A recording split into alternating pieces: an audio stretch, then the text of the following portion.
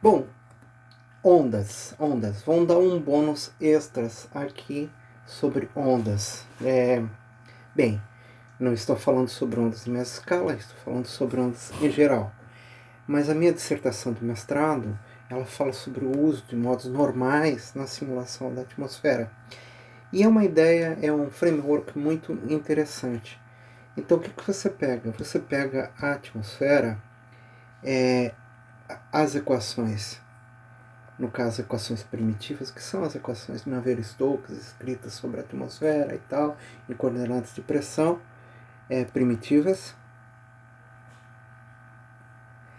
e usa uma técnica chamada Sturm-Liouville para separar a atmosfera como se ela fosse múltiplas equações de água rasa.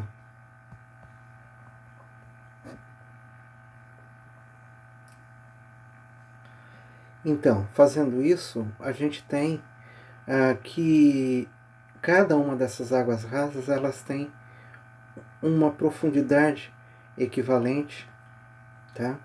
Então, o modo zero, que é o modo externo, né?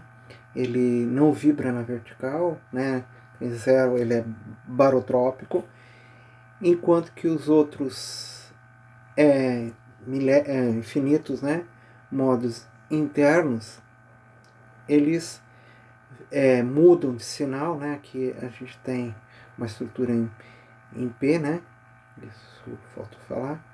Então muda de sinal tantas vezes quanto o número deles. Então primeiro modo externo, segundo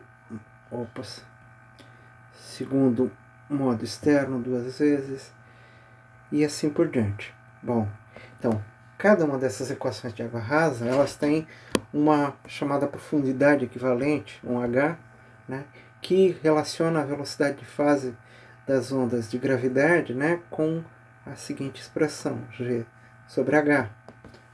Então, o que a gente vê com isso? Né? Então, como é que fica essa analogia para a gente entender mais? Então, a atmosfera é aquilo que, né, todos os sistemas, né, seriam mais ou menos, a gente poderia usar a analogia da cor, né? A cor, preto, branco, verde, ele pode ser a composição de outras cores primárias do arco-íris, ou mesmo as três cores primárias RGB. Então, da mesma maneira, cada uma dessas atmosferas seria parte dessas equações.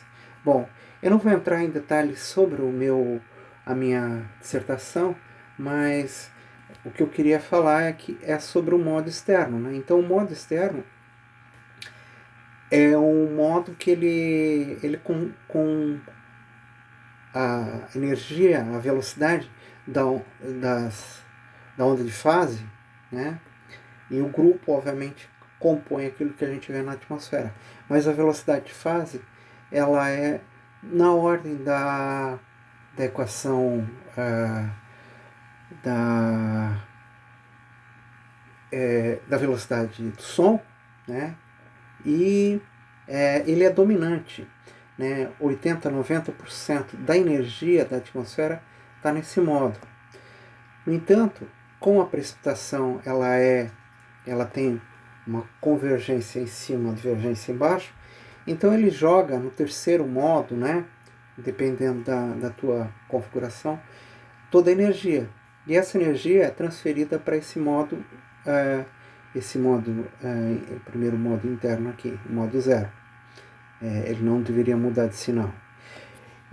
E esse modo externo é o tal do modo de Poincare, né, que aparece naquele item ali atrás.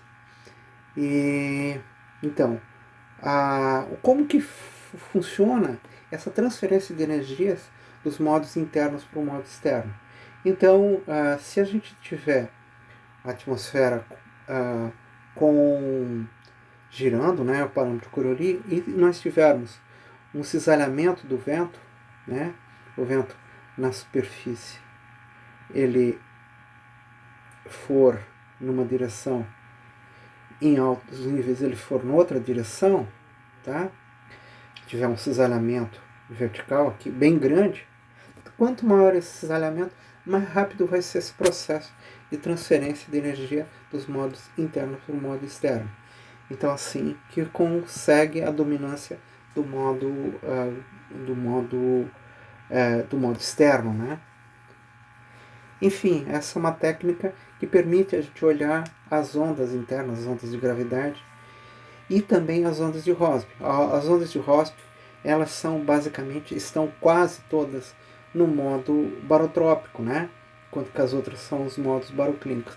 Ondas de gravidade, né? Ondas são essencialmente baroclínicas, mas essa é uma maneira da gente ver as ondas, né? E entender como a atmosfera poderia ser imaginada, tá? Obviamente a gente tem as ondas de som foram filtradas, mas eventualmente poderiam ser colocadas, e as outras ondas também.